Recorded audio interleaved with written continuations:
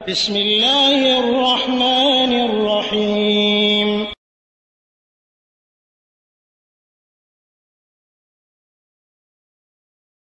ওয়ালাইকুম আসসালাম রহমতুল্লাহ বারাকাত। দুবাই প্রবাসী ওই ভাই 8780 তিনি আরেকটি প্রশ্ন বলেছেন যে বালাগাল উলা বিকামালিহি কাশাফাদ দুজা বিজামালিহি, এটা পড়লে সওয়াব হবে কিনা? আলহামদুলিল্লাহ ওয়াসসালাতু ওয়াসসালামু আলা রাসূলিল্লাহ। সম্মানিত ভাই, মানুষের তৈরি করা কোনো কবিতা পড়লে এটা সওয়াব হবে না। সওয়াব তো দূরের কথা, বরং এটা কেউ যদি সওয়াব মনে করে পড়ে সেটাই হলো বিদআত, জায়েজ না। যত বড় বড় আলেম পড়ুক আর মৌলানা বলুক আর যাই বলেন না কেন, অনেক বড় বড় আলেমরা এটা পড়ে। হ্যাঁ, পড়লে কি এটা কোরআন হাদিস হয়ে গেল নাকি? হাদিসে যা এসেছে যে নবীর উপর দরুদ পড়তে বলা হয়েছে, কোরআনে এসেছে নবীর উপর দরুদ পড়তে বলা হয়েছে। যেমন আল্লাহ বলেন, ইন্নাল্লাহা ওয়া মালাইকাতাহু ইউসাল্লুনা আলান নবী ইয়া আইয়ুহাল্লাযীনা আমানু সাল্লু আলাইহি ওয়া সাল্লিমু তাসলিমা। সূরা আহজাবের 56 নম্বর আয়াতে আল্লাহ বলছেন, নিশ্চয় আল্লাহ রাব্বুল আলামিন নবীর উপর রহমত নাযিল করেন, ফেরেশতারা নবীর জন্য মাগফিরাত কামনা করেন। অতএব হে ঈমানদারগণ, তোমরা নবীর উপর দরুদ ও সালাম পেশ করো। আল্লাহ নবী সাল্লাল্লাহু আলাইহি ওয়াসাল্লামকে সাহাবায়ে কিরাম প্রশ্ন করলেন, হে আল্লাহ নবী, আপনাকে আমরা সালাম দেওয়ার নিয়ম শিখেছি, ফাকাইফা নুসাল্লি আলাইহি, কিভাবে আপনার উপর সালাত পেশ করব? তখন তিনি শিক্ষা দিলেন যে বলো, আল্লাহুম্মা সাল্লি আলা মুহাম্মাদিন ওয়া আলা আলি মুহাম্মাদ কামা সাল্লাইতা আলা ইব্রাহিম ওয়া আলা আলি ইব্রাহিম ইন্নাকা হামিদুম মাজিদ। আল্লাহুম্মা বারিক আলা মুহাম্মাদ وعلى آل محمد كما باركت على إبراهيم وعلى آل إبراهيم إنك حميد مجيد। হ্যাঁ, এই দরুদ তিনি শিক্ষা দিলেন এবং এটা সহিহ বুখারীতে হাদিস বর্ণিত রয়েছে কাআব বিন উজরা রাদিয়াল্লাহু তাআলা আনহু থেকে। তা আমি প্রথমে যে আয়াত বললাম সূরা আহজাবের 56 নম্বর আয়াত, এখানে যেটা বলা হলো যে দরুদ সালাম পেশ করো, এবং দরুদ ও সালাম কিভাবে পেশ করতে হবে, সালাম দেওয়ার নিয়ম আমরা জানি।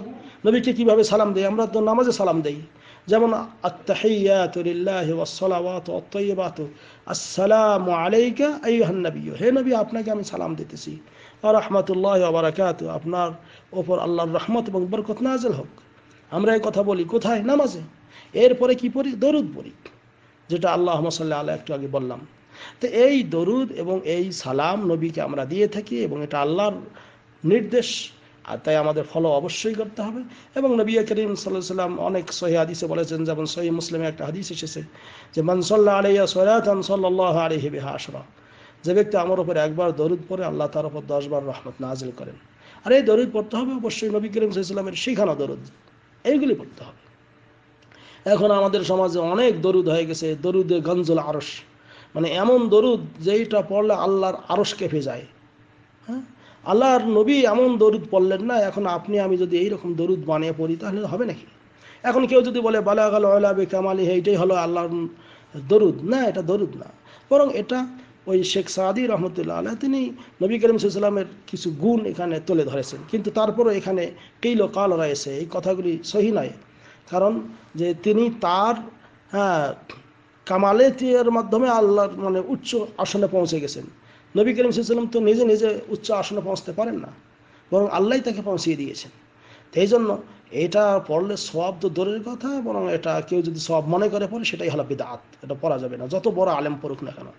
হ্যাঁ, এখন কেউ যদি কখনো এমনি কবিতার সুরে পড়লো তারপরেও এটা ঠিক না। হ্যাঁ, কবিতা এমন কিছু কবিতা আছে যেগুলি শিরকি কবিতা। হ্যাঁ, তা এটার মধ্যে এরকম গন্ধ রয়েছে, শিরক বিদআতের গন্ধ রয়েছে, কাজেই এই এই কবিতা এটা এমন করে পড়াও কি নয়, ঠিক নয়। হ্যাঁ, এই কবিতার শেষের দিকে বলা হয়েছে যে সাল্লু আলাইহি ওয়া আলিহি, মানে নবীর ওপর দরুদ এবং সালাম পড়ো। এই জন্য হয়তো অনেকে এই দেখবেন আমাদের দেশে যত মিলাদ পড়া হয়, মিলাদ পড়ার আগে এই বালাগাল উলা পড়ে তারপরে এই কাজ শুরু করে, অর্থাৎ ইয়া নবী সালামু আলাইকা শুরু করে দেয়। তাই এগুলো হলো ভ্রান্ত বাতিল আকীদা, এগুলি করা ঠিক নয়। বরং আমাদের জন্য যথেষ্ট কোরআন হাদিসে যা আছে এটাই পড়লেই যথেষ্ট, এগুলি আমল করার সময় নেই, অন্যটা আমল করবেন কখন? আশা করি ক্লিয়ার হয়েছে। হাযা আল্লাহু আ'লাম বিসওয়াব ওয়া সাল্লাল্লাহু আলা নবিয়িনা মুহাম্মদ। আসসালামু আলাইকুম ওয়া রাহমাতুল্লাহ।